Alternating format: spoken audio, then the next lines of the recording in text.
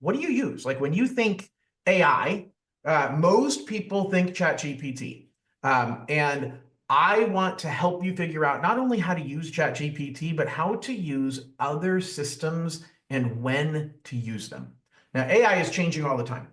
It is going to continue to evolve, and it's the biggest challenge as you're trying to learn to use it. So my goal is to do this as a monthly meeting.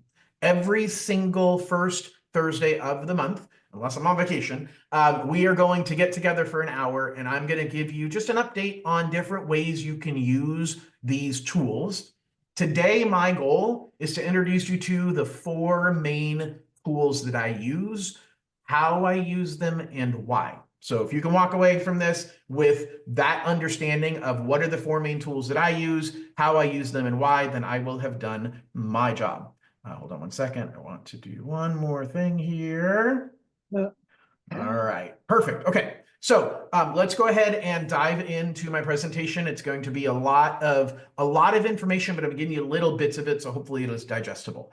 My job, my role today really is to just give you a basic understanding. Feel free to ask questions if something that I've said doesn't make sense. All right, so first of all, why should you use AI in your business? I think we all hear about the buzzword of AI. Everybody hears about ChatGPT. ChatGPT is the biggest, most well-known AI, or what's called a large language model. I'm going to talk a lot about it today, but these features, these things that I think about, there's some other tools that are equally good or better. So what are some of the things that I do? First of all, I help automate a lot of routine tasks in my business, and I'll show you how I do some of that stuff. I use it to stay ahead of competition with real-time insights, and I'll give you a couple of examples of where I get my content and how I'm pulling that information to make me look like the smartest guy in the room. Deliver better customer service through consistency. Now, that sounds great, but let me explain to you what that is. I use AI to help me track notes of all of my meetings, including summaries for myself and for my clients. So if you think about in your business and you are talking with a client, now a lot of you are realtors, some of you are not, and you're in other professions. I'm going to use real estate and mortgage a lot, but I'm going to make sure this is applicable to anybody in any profession. And when you are meeting with your clients, one of the things you can use AI for is to transcribe a recording either during the meeting or after of what you guys talked about. So you can ask your client permission, hey, during this meeting, is it okay if I record our conversation? And here's why, because it allows me to make sure that I'm getting accurate notes of everything we talked about. And it allows me to create a summary of this meeting that I'm going to send to you. Now, some people use services. There's services like Firefly. There's lots of different services where they will actually like monitor a Zoom call or monitor a Teams call. And those are cool. I'm pretty basic in how I look at it and say, you know, I want to A, minimize how many different places I'm going.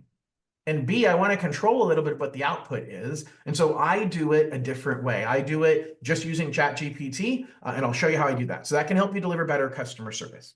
When we look at scaling your expertise without adding staff, there's a lot that can be done through your new assistant, which is your AI system. And I need you to start thinking of AI like your assistant, because there's a lot of things that you can do in collaborating with that assistant to help you in growing your business, which will free up time for higher value work. All right. So there's 4 key platforms I'm going to talk about today. ChatGPT, which is what most of us are familiar with. It's actually owned by a parent company called OpenAI. So if you hear the word OpenAI or the name OpenAI, they're referring to ChatGPT. That's just the parent company that owns and operates ChatGPT. Then there's Claude. Claude is a completely separate company that is owned by Claude's not the company. Claude is the platform. So you're going to log into Claude. Claude is owned by a company called Anthropic. So if you hear the word Anthropic, where they're talking about Claude, most people don't talk about Anthropic, but that is the name of the parent company. The third one is Grok. And I'm going to go into more detail in all 4 of these, but the third one is Grok, G-R-O-K. Grok is actually been created by Elon Musk as part of his X platform. When I say X, I'm talking about the old Twitter platform. And so Grok gives you access to a platform that was created by Elon Musk that has a lot of different use cases. And I'll explain to you in the next couple of minutes what the use cases are of how I use Grok. The final platform I'm going to talk about today is called Notebook LM. Notebook LM is created by Google. So Google has Gemini. There's lots of other things you may have heard about, like Copilot, Apple Intelligence. I'm not going to get into any of that stuff. I'm going to focus today because this is already a lot for you to digest in an hour. But I'm going to focus on these 4 platforms, how and when I use them, and what recommendations I have for how and when you should use them. Okay, so I'm going to dive in now into each of these platforms. So we're going to cover the pros and cons of these platforms. I'm going to go slow. I'm going to have time for questions. If you want to jump in, ask your questions on chat. If I want more clarification, I may have you unmute and talk me through what your questions are. But I'm going to talk through the pros and cons of each platform to help you understand at least how I pick the right tool for the task. So the first one we're going to start with is ChatGPT. Before I go into each of these things, I want to give you just my big picture thought about ChatGPT. They are the biggest. They are the most active users, and they are the furthest advanced of everybody. It doesn't make them the best, okay? Most people spend, even people like me, who I feel like I'm fairly advanced on this, I spend most of my time in ChatGPT. The other 3 platforms I use for specific purposes, but ChatGPT I use as my search engine. I don't Google anything anymore. Like I don't. I go to ChatGPT. If there's something I want to search, I start in ChatGPT and I ask it a question. Now, one of the things I say a lot to ChatGPT is cite your sources. It's one of the takeaways I want you to write down for today. Cite your sources. If you ask it a question, do not trust the answer. I'm going to talk a little bit later on this, so I got a slide about it later. But I think of AI as a super smart, recently graduated college student, recent college graduate who was magna cum laude, top of their class at MIT, brilliant, super smarter than I am, but I know more about my business than they do. And you have to think about AI like that. You cannot take AI at face value saying, oh my gosh, it's smarter than I am. It may be smarter than you are in a lot of ways, but it doesn't know you, and it doesn't know your business. You would never allow an intern, no matter how smart they are, no matter what their grades were in college, to come into your business and tell you what to do. You would tell the intern, hey, go research this project and bring it back to me. As a matter of fact, tell me how you come up with that conclusion. Give me more details on what made you think that was a good idea. And as you're doing that, you're thinking about it that way, you're going to treat AI the same way. You're going to treat it like a starting point, not an ending point. So every time I want to know something, I've stopped going to Google. I go to ChatGPT. I don't care if it's, hey, I'm looking for a good recipe for, making filet mignon, and I want something that is, based on, I don't know, whatever. And I can give it some ideas, and you could find some great recipes by Googling that. But I find better solutions using AI and going through ChatGPT. ChatGPT is super literal. It is very, very smart, but it lacks some of the soft skills, conversational skills. And you say, John, who cares? Like it's a computer. But there's value in soft skills, and Claude has all the soft skills that ChatGPT does not. So ChatGPT is great at creating very, very structured content. Great at answering very, very specific questions with literal bullet point answers. But here's a really important secret. It depends on which model of ChatGPT you're asking. So you have a little drop-down box depending upon whether you have the free or the paid version. And this is where it gets confusing, and I'm only going to give you the high level today. But you might say, oh, John, I've tried that. And it just doesn't work. I'm gonna give you an example before we finish about a loan scenario example where I asked one version of ChatGPT and it gave me an answer that said, oh, well, go with option A, that's better. And then I asked a different version and it gave me a different answer. And you have to understand that this is the most complicated part right now of AI, is which platform do I ask? How do I ask the question? That's called your prompt. And most importantly, which version of the AI am I talking to? They have different names. It's hard to make sense of it. It's the thing that's evolving so much. And so my best encouragement is if you don't get the answer that makes sense, ask a different version. Think of having multiple interns. And hey, this intern's super smart, but that's not their area of expertise. You might have an intern that's super creative, but not very analytical. You might have the other intern that's super analytical, but not very creative. And so you have to start recognizing there's differences and find the one that works for you for the work that you do. So you don't have to keep iterating every time, but it is a challenge. And I'm not going to give you a simple answer saying, go here and use this. I'm going to give you some basic ideas and some thoughts on when to use each one. ChatGPT has a very cool feature called Canvas. I'm going to show you Canvas here in a second. Now, Canvas, I do not believe is available on the free version. In a minute, I'm going to talk about the cost structure, but I'll say right now, I believe $20 a month for the value that you get out of this system is worth it. Okay.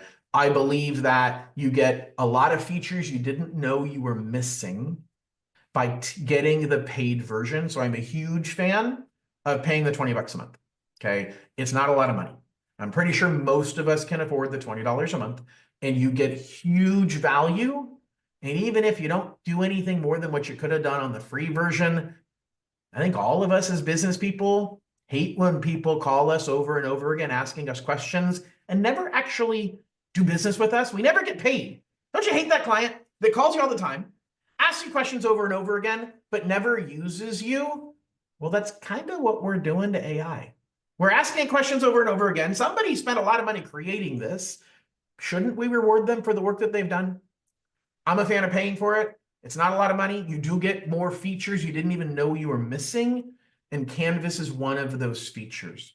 So you have multiple pricing tiers within ChatGPT. I'll explain those in a couple of minutes.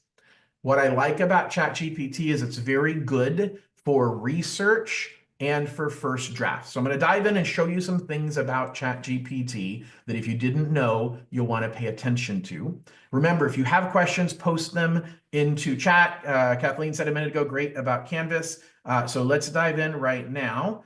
And let me slide this over right here. Okay. So if somebody can either give me a thumbs up if you're on camera or put in chat that you can see my ChatGPT screen. Can you guys see that? Perfect. Okay. Thank you. All right. So I'm simply going to start a new chat. What you notice up here on the top left is all of the different models. So as you're looking at the different models, this is where I'm saying you have different ways to talk to the system. These are all of your different interns. So I've got 4.0, I've got 4.0 with scheduled tasks, I've got 0.1, 0.3, 0.3 mini, I've got more models here, 0.4 mini, 0.4. You're like, oh my God, John, this is overwhelming. I don't know which one to use. Well, it simplifies it. It says, you know what, 4.0, pretty much great for most questions. Just stick with it. 4.0 is the way to go, okay?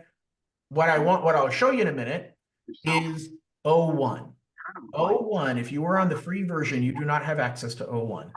It is mind-blowing the difference between 4.0 and 0.1. But you can only use 0.1 a little bit, even when you're on the $20 a month version. Okay? But what I want to show you is a simple prompt that says, help me create an email to a self-employed buyer who wants to understand how a bank statement loan works. Transitions, like when you went from the A part. Okay. the B All part. right, hold on one second. I'm checking my comments here really quickly. And somebody said, can I mute? Oh, Which someone needs to. Yes, you'll get a recording of the call. Is there somebody with background? Let me mute everybody. Hold on. to do with the song is Participants, what if it was a real song? audio, hold on, people. I'll try to go people, mute all. So I All feel right, like I sections am muting everybody. Is that better? You can still hear me. It didn't mute me. Beautiful. All right. So it created a great email. I can't change this. Like I have to copy and paste to somewhere else if I want to make changes, or I have to go in and say, hey, could you change this? And say, hey, could you do X, Y, and Z? But now I'm going to say, let's edit this in Canvas. If you haven't seen Canvas before, this is awesome. It does the same thing, except it created it as a separate window. So now on the left side, I'm still talking to ChatGPT. I can ask it questions. We can discuss it. So think about this like you're collaborating your intern. You're clobbering your intern, beating him up. No, collaborating with your intern. And you're saying, okay, so we're creating this document together. Here's the document in the middle of the page that we are both editing. And here's our communication back and forth. And so, for example, I could say, you know what? Instead of using tax returns, we use 12 to 24 months of bank statements, but I don't like that. So I'm just going to jump right in here myself and delete the 12 too, because I just want it to be 24 months because it's an actual editable document. Okay. And then I'm going to say, I'm a realtor. I don't really understand the rules on this. And John's busy right now. And so I'm just going to ask, like, what's the typical minimum credit score for these loans? If you don't see it, I'm typing on the left side. So I'm talking to my intern. It's not going to change anything in the canvas. It's simply going to answer the question. Here's a typical breakdown. It's given me some information, et cetera, et cetera. And I'm like, I love that. So I'm going to say, love this. Please add it to our email. So I've been talking to my intern, we've been strategizing on stuff, and then I'm like, this sounds great. So can you make a change to our document? And it's like, okay, cool. And so it's now rewriting the document in the middle of the page. You should never open up a Word document again if you are going to create something that needs versions. Now, don't use this to write a simple email. Like when your client emails you saying, hey, when can we meet to go view the property at 123 Main Street? Don't jump into ChatGPT to say, how should I respond to this? Just respond to this stupid email. Would you call your intern and say, help me figure out how to respond to this email? You would not. You just respond to the email. But now I'm talking to my intern over here on the left, and I'm saying, hey, I love this. Add it to our email. It says, great. I've added this. Let me know if you want any further adjustments. And it's added to that. So I can now say, I don't like the word minimum credit score retirements because I don't really know. So I'm going to say potential. So I'm editing the exact same document that ChatGPT is editing. This works for spreadsheets. It can create a spreadsheet for you. If you're a coder, you can write code and it can do coding for you and you can edit it together. I think Canvas is a game changer I'm using it for writing blogs. So I'm creating a lot of blog posts right now. I talk about, hey, I can do a loan for people buying investment properties, and I don't care about their income. All I care about is the rental income on the property. And people say, well, John, send me some information on that. Oh, no, I don't have any information. I know. I'm going to create a series of blog posts about it. I'm going to do some videos. I'm going to create a series of blog posts. Well, I'm using ChatGPT to help me edit those blog posts. And what you'll notice is ChatGPT is being very literal in how it's answering the question, like very, very bullet points, not a lot of soft skill in there. I'll show you in a minute how this looks very, very different on Claude. Okay, if you have any questions, feel free to post into chat. Let's see if I have anything on chats. Nope, we are good. Perfect. All right. So those are the pros of ChatGPT. What are the cons? It can be really formal and rigid in tone. It uses a lot of cliche phrases. If you haven't noticed, ChatGPT loves to say, I hope this email finds you well. Okay. I was talking to somebody earlier today and I said that to him and he's like, John, I actually say that a lot in my emails. I'm like, you might want to stop ChatGPT says it because it has researched a lot of emails, and it sees that as a common introduction to an email. So it uses it all the time. So what you used to think was a nice way to start an email, and a lot of people did, that's why ChatGPT is using it. But now it's become the go-to statement. And now if you use it, you sound like people suspect that you didn't really write this. So just be aware there are common phrases that come up. It's also, if you're in the free version, the memory is limited and your usage is throttled, meaning how much you can use ChatGPT is throttled back, is limited. And they'll say, hey, we're busy, try back again later. You used up your limit of how much you can talk to us, your intern. Okay, that's it on ChatGPT for now. I'm going to talk about Claude. Claude is your friendly intern, is your intern that's going to help you explain things in plain language. Like ChatGPT, super smart, but too smart for their own good and doesn't really know how to relate to you. Claude is your intern, is your friend, is your partner that's relatable, that you can have a casual conversation with, and they understand the question you're really asking, even when you didn't ask it. So Claude will say, hey, I see that you're asking me this, but I feel like you really want me to go down these directions. Do you want me to help you with those other things too? So Claude is more thoughtful. Doesn't make it better, doesn't make it worse, but I would encourage you to try it. It's a free version. You're limited on how much you can use it if it's on the free version, but try it. I'm not telling you it's a better plan or better way than ChatGPT. I'm telling you it communicates in a different method. I personally find that I use Claude as my final polish, especially on some of the blog posts that I'm writing. So I'm a fan of what I call the 80-15-5 approach. So you noticed when I did that email with ChatGPT, I told it what I wanted and I let it do 80% of the work. Some people consider that 100% done. That's not a good idea. Don't let the inmates run the asylum. Don't let the AI be the final voice of what you're putting out there. So instead, you get it 80% of the way done. And you noticed I made some changes. I edited some things myself. I asked it some questions. I told it to adjust some things. And now that's the 15% that I'm putting in. And then I'm asking it to do a final draft based on my revisions. Well, I'm giving that final draft to Claude. And just find that Claude, depending upon what I'm doing, might make it might take the edges off a little bit, might make it a little bit nicer sounding. That depends on what you're doing. Sometimes you want edge. So you might say, I didn't like the Claude version. I'll stick with the ChatGPT. Personally, I just find that Claude is really good for the finishing product, but I often will start with ChatGPT, okay? More natural conversation, handles complex, nuanced tasks, explains the why behind the answers. There's actually a version of the Claude that you are saying, I want the educational tone. I want you to educate me on this. Okay, so I'm going to give you a demonstration of Claude.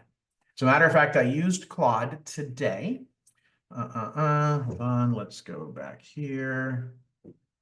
Oh, well, I'm just going to open up a new tab and drag it over. I already have 42 tabs open. What's another tab? All right. So I'm logging into Claude. Good morning, John. See, Claude's really nice. Like, it just starts with good morning. Does ChatGPT ever just start with saying good morning, John? It doesn't. So I'm just saying, Claude's much nicer. All right. So I'm going to show you over here. This is a chat that I was doing this morning. Scroll all the way to the top. And I simply said to Claude, hey, I'm doing a presentation to realtors and business people about AI in their business, focusing on these 4 platforms. I did a version of this training for some business people. I hosted another meeting this morning and I wasn't as structured, but it was kind of my final, taught this to them and I recorded it and they gave me some feedback. And so I actually turned that meeting this morning into a transcript and I gave Claude the transcript. So here is a transcript of everything that I said during the hour meeting this morning. And I said, hey, I gave a version of this training this morning, and here's a transcript. Using the overview I just gave you and the transcript, I want you to help me with the presentation content. Before we get started, do you understand what I'm asking of you? Another one of my favorite phrases. Do you get what I'm asking of you? Okay, think about the intern. They're super smart, but they don't know your business. So I just gave it, this is called a prompt. I prompted it. People put too much energy behind, oh my gosh, you got to make the prompt perfect. I don't believe that at all. I just think you got to ask the system, hey, do you get what I'm asking of you? And if they tell me something that's off base, then I know my prompt wasn't good enough. And I'm going to say, no, actually, I meant this. Now do you understand what I'm asking of you? And so here's what Claude said. It said, yeah, I understand what you're trying to do. You want to develop a presentation about these 4 things targeted at realtors and business people, providing the source material. Now, that is where ChatGPT would have ended. ChatGPT would have said, yeah, I get it. That's exactly what I want to do. And I'd say, yes, thank you. Claude, being sensitive and caring and a listener, Claude's a great listener. Claude says, hey, here's some things I noticed. You've got some extensive hands-on experience. You take a practical approach. You emphasize business applications, et cetera, et cetera.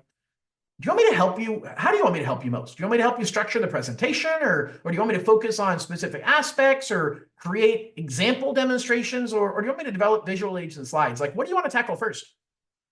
Do you see how it went way deeper than what I asked? Like, Claude cares about me. I love Claude. Claude loves me.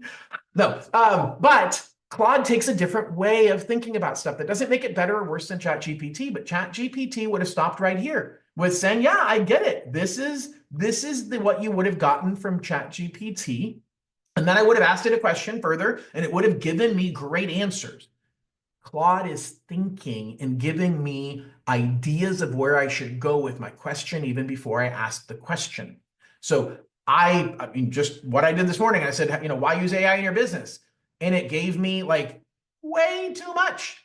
And I'm like, no, I want simple bullet points. So I revise, we iterate what we got back. And so I'm like, no, do me a favor, put this into some simple bullet points I can put in PowerPoint. Perfect. So it gave me like 412 bullet points. Okay, not that many. And I'm like, dude, that's too much. Like, I can't put that on a PowerPoint slide. So I'm like, hey, can you condense them into the top 5 phrases or short sentences that best capture the overall best answers? Feel free to combine some of your bullet points into one phrase or short sentence if it makes sense. And boom, these are the 5 that you guys just heard me talk about 10 minutes ago. So in a 2-minute conversation, it knows me because I gave it a transcript of me talking about this topic. So you see how I'm making AI see me and talk using my voice. Okay, now that may or may not be applicable to you, but I'm just giving you an example of how to use it and how Claude thinks differently than ChatGPT. So maybe a good thing, may not be a good thing for you. That's really up to you to play with and decide. But I like Claude a lot for its thoughtfulness and for its way that it explains things in more detail. And it's, again, it just feels more caring in its answers. Okay, so hopefully that makes sense. Ask me questions in chat if you have any about Claude. The cons of Claude, there's almost no real-time information. Claude will, all AI systems, all large language models is what these are called, have a history of how much information they have. And back in the beginning, when this came out 1.5 years, 2 years ago, you had like data that was 2 years older than current time. So we all remember when that first came out, and it's like, oh my gosh, don't ask ChatGPT, anything that's happened in the last 1.5 years because it doesn't know. Well, that problem is gone, but the most current information, what happened this morning, ChatGPT kind of can figure out by searching the internet and figuring it out, but only if people are writing about it online. Claude doesn't have that good of real-time context or real-time information. So just be aware of that. When I talked about Grok, Grok is my tool when I want real-time information. Okay. And it can be overly cautious in its responses. Claude was created with safety as being the #1 goal. And so it's very conservative, very safe in its answers. And so it can be overly cautious sometimes.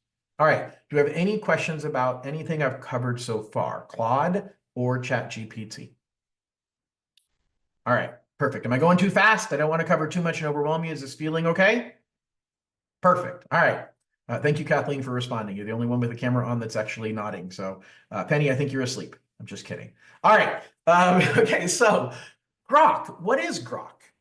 Grok was created by Elon Musk. So he took people from Twitter and X, and he took people from engineers from Tesla and brought them together, and they created his own AI platform called Grok. Grok is, I don't use Grok a lot. It might be amazing, but I kind of got everything I need in ChatGPT and Claude. I don't use Grok for almost anything except real-time information. If I want to know why the stock market is up or down this morning, actually, if I even want to know what the stock market is doing this morning, if I ask Claude, it's probably going to say, I don't know. If I ask ChatGPT, it's going to say it's up or it's down and give me a little bit of information. If I ask if I ask Grok, it's looking at all of the Twitter X posts that are happening in real time. And it will give me not only links to websites and articles about what I'm asking, it'll answer the question. It'll give me links to website and articles that I'm asking about. But more importantly, it gives me data from posts that have been posted recently or in the past from the X platform. Because Elon Musk created Grok, he tied it to the X database. Every public post in X is part of Grok's research data, which means in Grok, I can say, by the way, anybody ever feel what you think was an earthquake and you go to Google and say, did I just feel an earthquake? And you get nothing. And then you try like 20 minutes later and finally get the US Geological Survey site saying something and it takes forever, okay? That's kind of the concept of what I'm talking about here. You go on to ChatGPT and say, did I just feel an earthquake in Sacramento, California? Maybe it'll tell you, maybe it won't. You go on to Grok, it will tell you immediately because everybody's posting about it on social media. And so many people are posting on X about real-time information that the knowledge you get is game-changing. And I use Grok, for example, tomorrow. First Friday of every month is the jobs report. Jobs is the number one thing that is driving interest rates. I won't name the name, but there is somebody on here who actually works for Summit Funding's capital markets department, and he is joining us, kind of listening in on this stuff. And so he's in charge of setting the rates. So if you want lower rates, just comment, whoever you are, can you make the rates go down today? Just kidding. I'm only kidding about the last part. He doesn't control them. But the number one thing that's driving interest rates right now is the Fed and inflation and unemployment. And the biggest one right now is unemployment. And the number one unemployment report that everybody cares about is the non-farm payroll report that comes out the first Friday of every month. So tomorrow, I'm going to do my live stream video, and I'm going to talk about the report that came out tomorrow morning. Well, the first place I'm going to go for feedback is Grok. Now, I've got other sites that I look at, but I'm going to go to Grok, and I'm going to say, hey, tell me everything you know about the non-farm payroll report this morning, specifically regarding how it will impact real estate and mortgage rates in particular, and let it go. And then maybe an hour later, I'll try it again because it's getting real-time data updated still on conversations that people are having. So I love Grok for that reason. And I will quickly give you a demo of Grok. Grok is one that I always go to the wrong place to get in there. I think you have to go to XAI. If you Google Grok, oh, it's grok.ai. Nope. See, I always go to the wrong place. It's not grok.ai. All right. So Grok login. Yep, it's x.ai. All right. So I'll go here and it says, we're excited to announce Grok. Everybody can have it. It's free now. By the way, you used to have to pay for it. As long as you have an X login, as long as you have as a matter of fact, you don't even have to have a login because I'm not signed in right now. But I'm going to say, what is happening this morning with the stock market? Okay, cool. Let's just sign in. Fine. Come on. Do I have to tell everybody what year I'm born? All right. I'm lying. I'm really not this old. Okay. All right. Cool. So this morning, the stock market is showing mixed signals, yada, yada, yada. Here are articles that have come out about the stock market. This is where it's getting all of its information from, and it's giving me a lot of sources, totally different than what ChatGPT or Claude would have given me. And so I've got all of these articles. So I've got 25 web pages that it gave me a summary, pretty simple summary. And then it gave me 14 posts. So I can click here and I can see 14 posts that are all telling me literally from today what's happening with the stock market. And I can click on any one of these posts and it takes me directly to that post. So I can see what's happening, what they posted. I can see any comments if people replied to it and did comments. So I've got a lot of really, really good data from Grok. This is the only thing I use Grok for. But can you see the huge difference? I'm going to take this same phrase and we're going to plug it into Claude. And I'm simply going to ask Claude,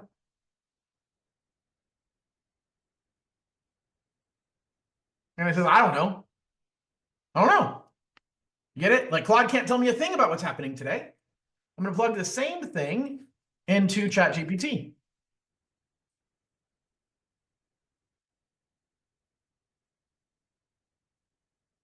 And it's going to look on the internet. It's going to pull up some websites.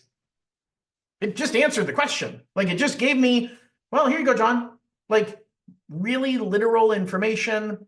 I have 3 sources. There's some other ones here, but it's not as, you see how the difference in Grok, like it's giving me way more context to questions I want answers to now. Okay. The tragedy that happened last month with the fires in Los Angeles. I was trying to figure out what was going on, and the news is only saying so much. And so I went on to Grok, and it gave me a plethora of information. You can imagine how much information is being traded on social media about that. And so that's another example of how Grok can be helpful. So that is the only reason I use Grok, but it is a night and day difference compared to all of the other tools when it comes to real-time information. Okay. Negative, I don't know, limited usefulness, in my opinion, beyond real-time info, requires an X account, or at least you have to put in your birth date or lie about it like I did. And it's less refined than other platforms. I think Grok is going to grow. I think that there's a lot of reasons I'm not going to bore you with, but I think Grok is the tortoise that might end up winning this race. So we'll have to see. All right. Notebook LM. This is the last thing I want to talk about. We spent 40 minutes. I've covered a lot. Your head is probably exploding. Okay. This is the system, the guy who works at my corporate office. This is the one that I used to wow him yesterday because I found out some information that nobody else knew. I got some advanced information that he didn't know, and he's super smart. Notebook LM. Has anybody used Notebook LM? Raise your hand, put in the chat. Tell me if you've ever used Notebook LM or heard of it. Nobody? All right. Notebook LM is a system created by Google. And it is all about research.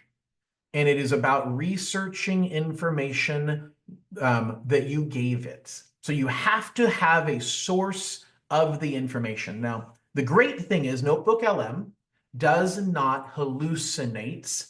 Hallucinations are when the AI system gets something wrong. It makes it up. Give you a great example of a hallucination. Last week, I was fighting a guideline with underwriting, and I was trying to figure out if I was right or wrong. And so I asked ChatGPT, hey, is this guideline true? And ChatGPT said, yes, it is true. You can do what you're trying to do. I'm like, oh my God, I knew I was right, but obviously I can't. My intern told me it was true. I can't take that to underwriting and say, hey, my intern told me this was true.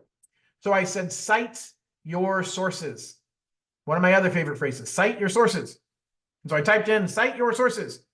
And it immediately said, upon further analysis, this guideline is not true. I apologize for making that mistake. Here's all my sources that explain why it's not true. And I'm like, oh my God, I lost my case already. You got my hopes up telling me that I was right.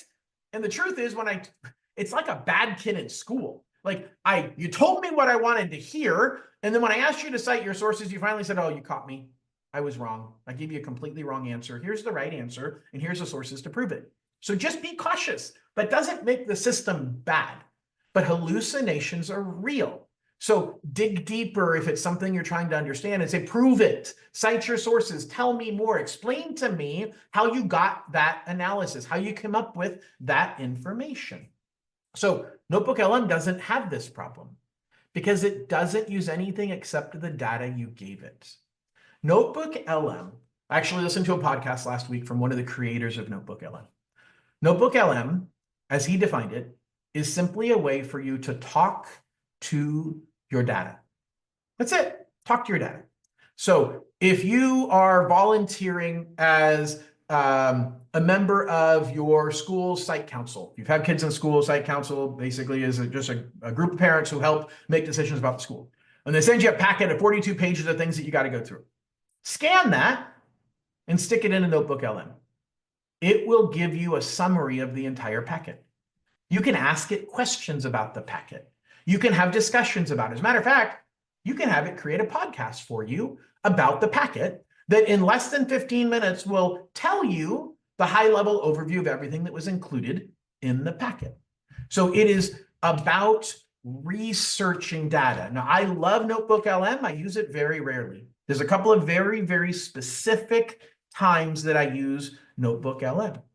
So let's bring up Notebook LM. Notebook LM, there is no paid version of it. It's only the free version. If you are a Google Suite user, meaning your company has Google and all the Google products and your company email is a Google email, you have an advanced version of Notebook LM. My company is a Microsoft company. I feel like it's like the Coke Wars versus the Pepsi Wars. So we're a Microsoft company, so I don't have the advanced version and you can't pay for it right now. So you just go to notebooklm.google.com. Okay, just Google Notebook LM, you'll get there. Really, really simple. CalHFA, as you all know if you're realtors in the room, is the state agency that provides down payment assistance in the state of California, one of the biggest down payment assistance programs. I try and stay ahead of the curve in knowledge about CalHFA. So CalHFA, every month or two, does a board meeting. And in their board meeting, they're talking about the big picture of what's going on and what their plans are and what they're going to do. And for the last 2 years, I have spent 1 to 3 hours a month listening to their board meetings so that I know what's happening because I want to be in the know. Nobody else does. Okay. So this is how I stay ahead of the curve. But that's a lot of time that I'm wasting. So instead, what I did is every time they have a board meeting, I simply take the YouTube link of their board meeting and upload it here. So I just add a source and I say, I want to add a YouTube link. And I add the YouTube link of the board meeting. Okay. They actually have downloads of their board packet, like the agenda and all that stuff. And just this most recent board meeting, I downloaded the agenda packet as well. And so I now, if you notice right here in the middle, it says, hey, I'm talking to 9 different sources because I have 9 sources on the left that are all selected. But I can choose to say, you know what? I only want you to answer my questions based upon the January 28th information. So now when I ask it a question, it's only looking at these 2 documents. So I can say, hey, give me a briefing document. Tell me what I need to know about this exact board meeting. And it's creating it over here on the right. And so it is generating a note and it's done. And so this note I just clicked in, here's a briefing document that briefs me on all of what is going on. And it's telling me about all of the things that they have discussed. And I can scan this really quickly and I can say, okay, ADUs. They're talking a lot about ADUs. I want to know more about ADUs. So I can go over here and I can say, tell me more about what they are thinking regarding ADUs. And now it's analyzing just these 2 board meetings. And it says, well, here's the deal. They're considering construction of ADUs as part of rebuilding efforts in Los Angeles with the goal of building faster and getting folks into housing more quickly. They had done ADU grants. Somebody called attention to public comments, etc. And there's some fraud issues. Okay, wait, I don't understand this. Like I can click right here because like, hey, that didn't really make sense. Like I don't trust what they're telling me is accurate. I didn't feel like that was true. So I can click right here and it will take me to the spot in the source document where they discussed it. So I'm now looking at the transcript and I can literally read here. There's been a focus on construction of ADUs, trying to figure out how to get people into homes quicker. And I can read through and say, oh, that's right. Or, the system kind of misunderstood that, but now I've got a better feel. You can take 1,000 pages of a document and have it analyze it for you. And then you can ask questions of it and find it in the 1,000 pages of the document. I'm in the process of creating one that will help me research loan guidelines, where I'm going to have all of the loan guidelines for all the different, Fannie Mae and Freddie Mac, and now I can ask it questions. And I'm not sure how good it's going to be because there's a lot of nuances in there, but it's a test case that I feel like is going to be very valuable. So I was able to go in here and I was able to find out about a new program that they are launching that is coming out on March the 3rd. And nobody knows about it yet because they talked about it back on their January 28th board meeting. And I did the overview of that board meeting and it talked about a new program. And I asked it to give me more information about that new program. And it gave me a complete breakdown of what the new program was and how it worked and what the plan was, or not a complete, but as much as we had.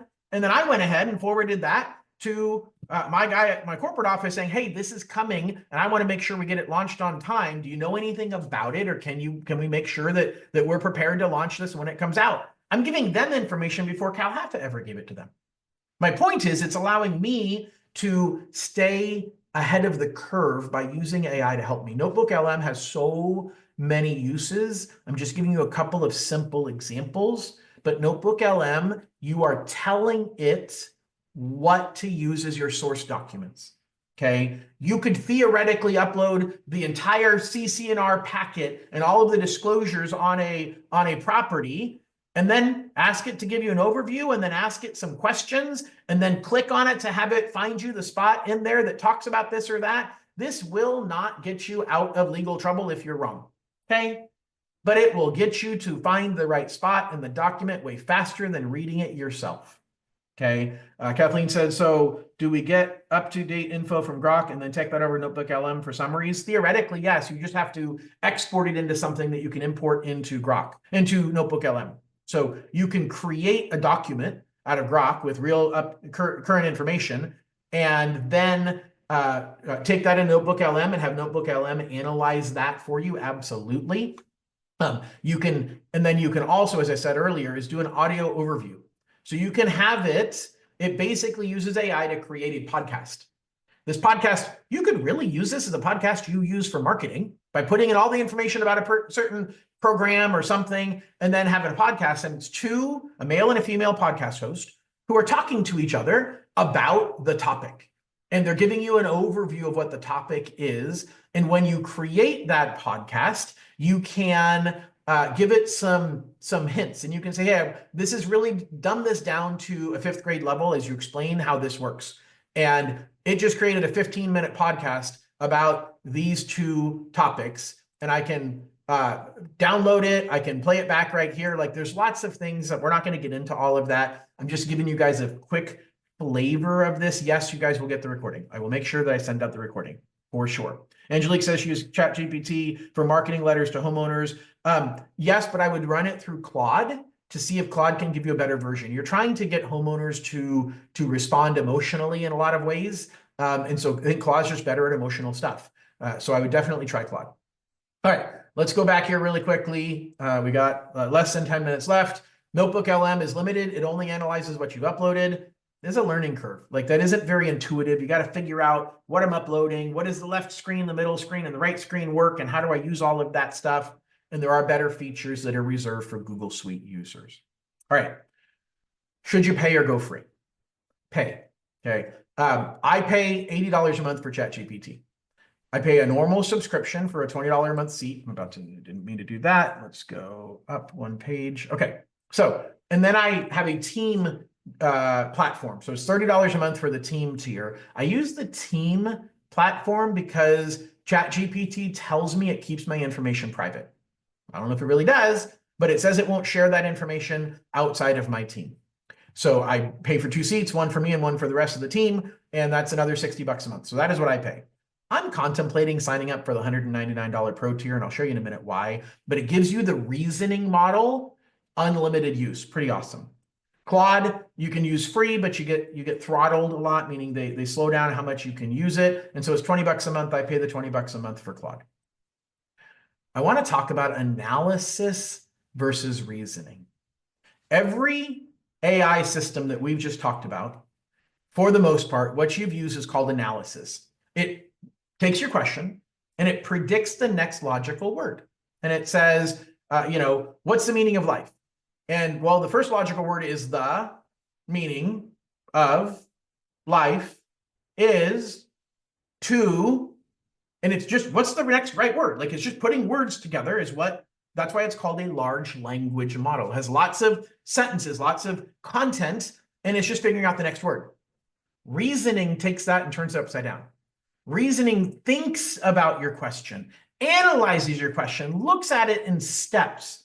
And I want to give you an example of what that is, okay? So I had a couple of CPAs that registered to come. If any of them came, you can tell me where I'm wrong on all of this. But I asked ChatGPT about, I'm going to go right here, and I'm going to go here, and I'm going to go here. All right, so analysis output.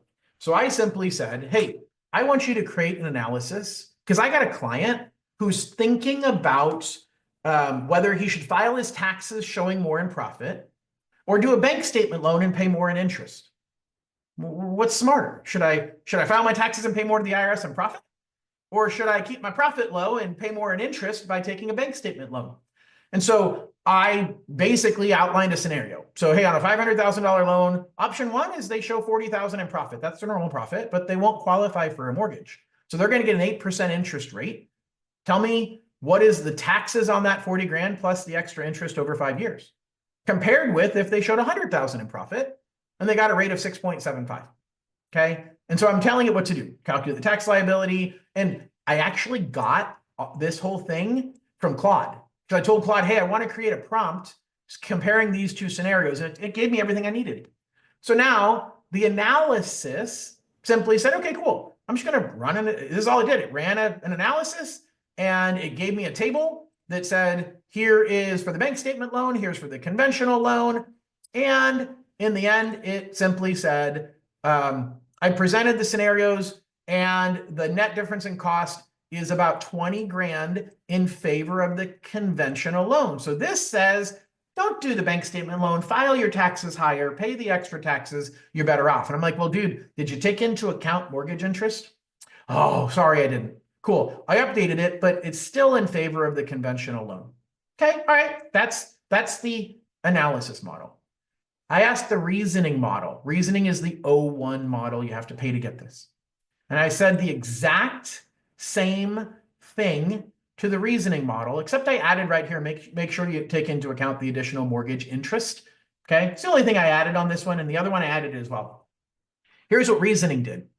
It spent 2 minutes thinking about this. And it said, well, I've evaluated different loan scenarios, and I'm going to estimate the tax implications. I'm laying out the standard deduction for 2023 and applying it to the $40,000.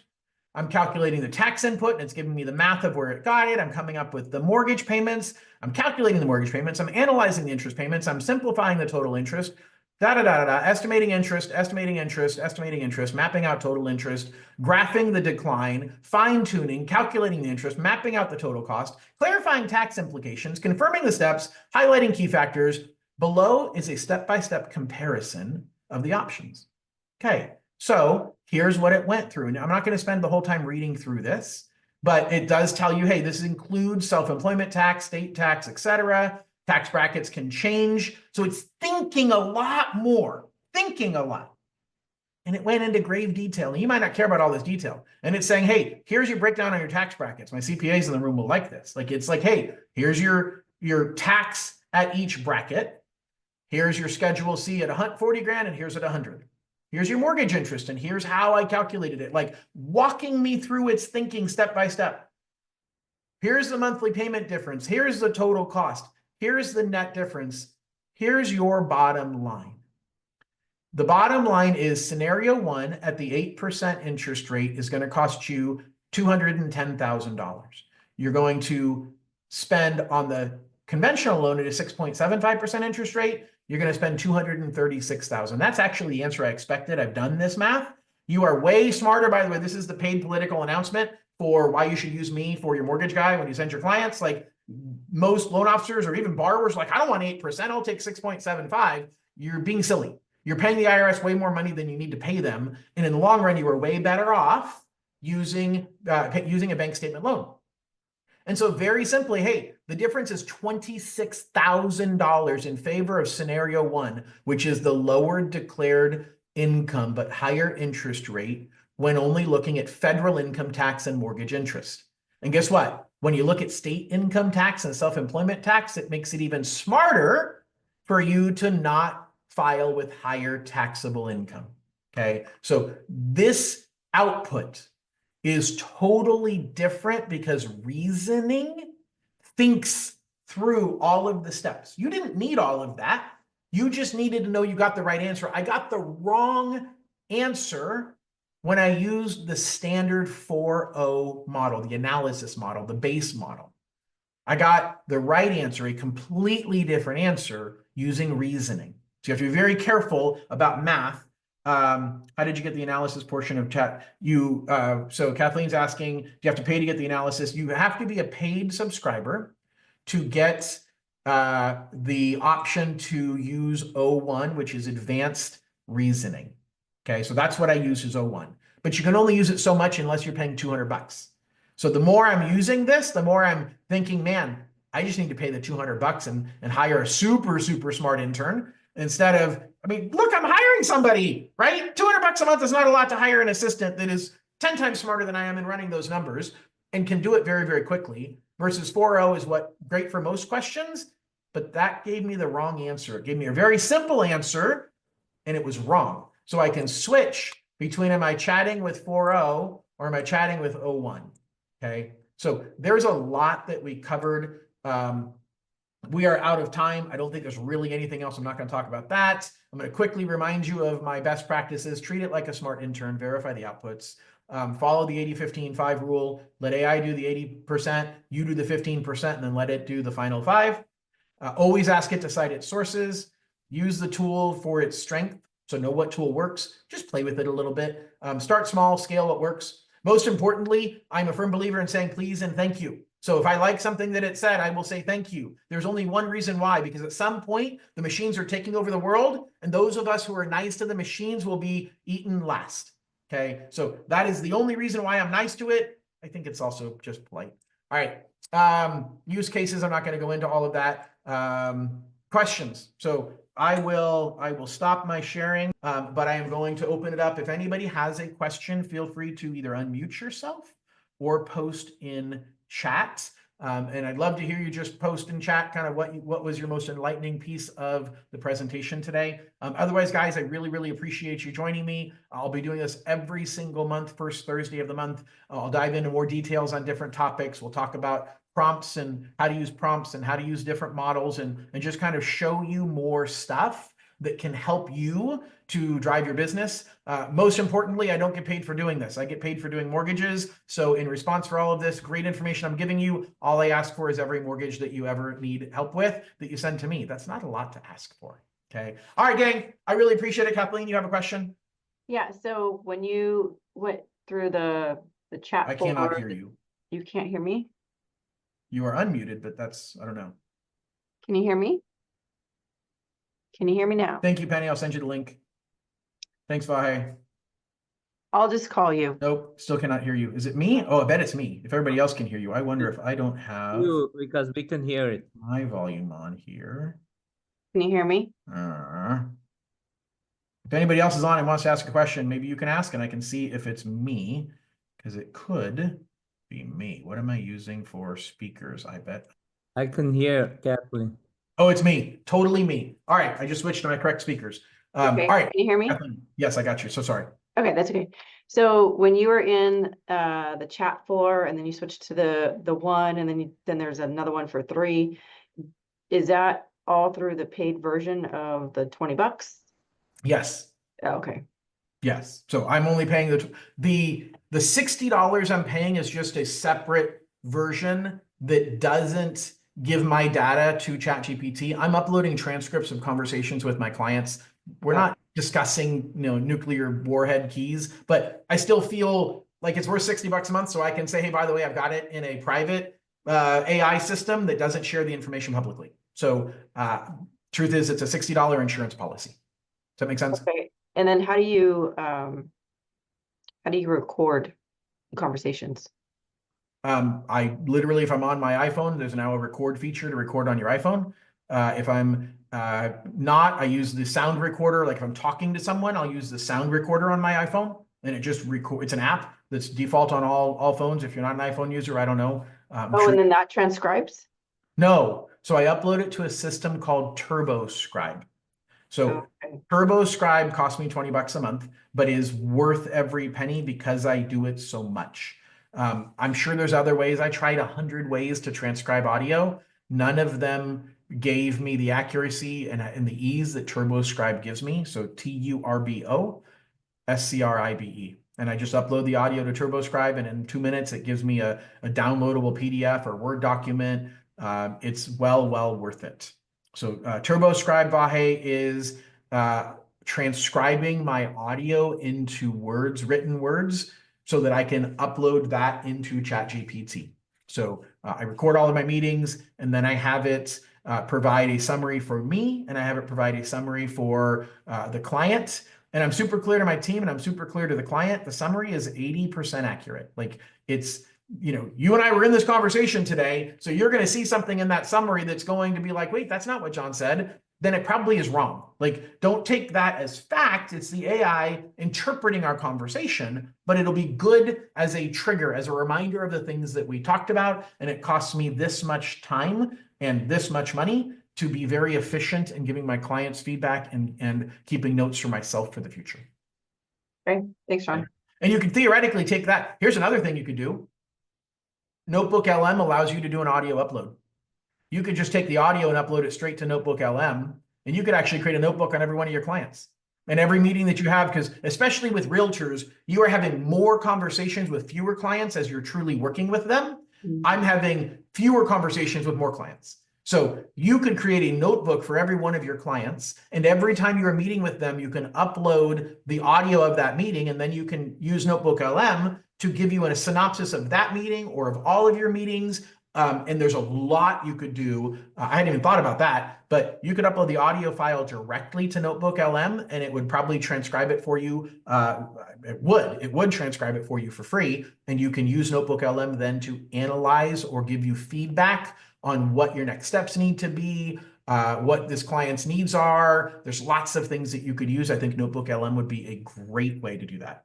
And yes, Vahe made a really good point. You have to let the client know you're recording. So I start my conversations with, hey, Mr. Client, I'd like your permission to record this meeting. I use this information to help me make sure I've got good notes and to help you help give you a recap at the end. Are you okay with that? They say yes. I've had one person in the last year say no. Aside from that, we record it and we're good.